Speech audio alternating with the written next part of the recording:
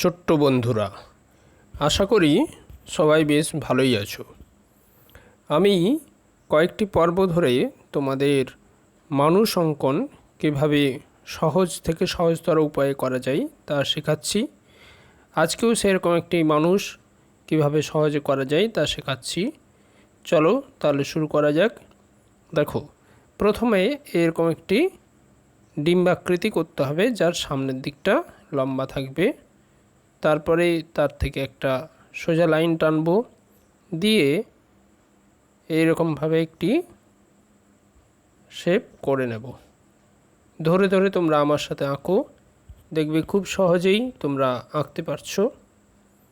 এবং নিচেও দেখো তার ফ্রকটা করব সোজা লাইন টেনে এইভাবে বাঁকিয়ে, তারপরে তার পা দুটো করে দিলাম।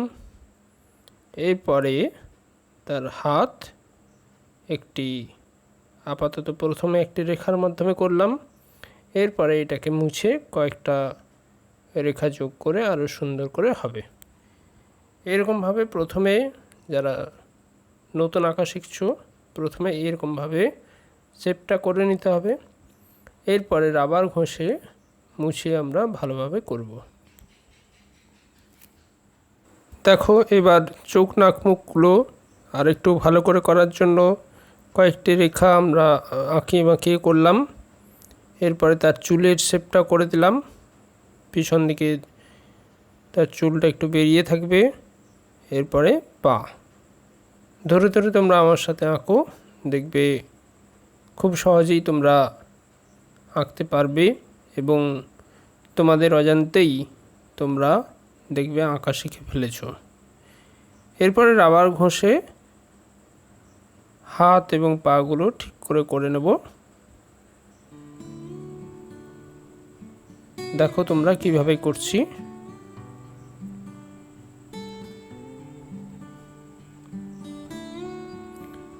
যে জায়গাগুলো, যে রেখা আমার প্রয়োজন এখন আর নেই, সেগুলো আমি মুছে দিচ্ছি। মুছে হাত, নাক এবং ঠোঁট সুন্দর করে করে নেওয়ার চেষ্টা করব।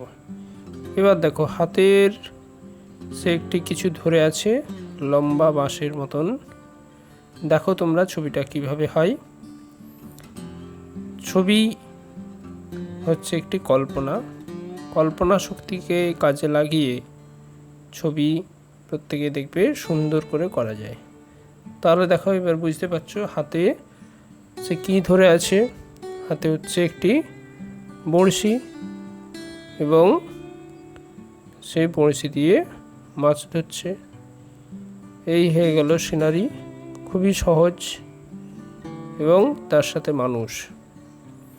যারা নতুন আমার এই চ্যানেলটি দেখছো তারা সাবস্ক্রাইব করবে, তাহলে তোমাদের সাথে আমার প্রায় প্রতিদিনই দেখা হবে। আর যারা পুরনো আছো তারা লাইক ও শেয়ার করবে এবং তোমরা জানিও কমেন্টের মাধ্যমে তোমাদের কেমন লাগছে বা কী ধরনের আঁকা তোমরা আরও শিখতে চাও আমাকে জানাবে, তাহলে আমি সেই মতো করে তোমাদের শেখাবো। দেখো, এখানে আমি রং করার জন্য ব্রাশ কালার ইউজ করছি, ওয়াটার কালারের কালার পেন যেগুলো হয়।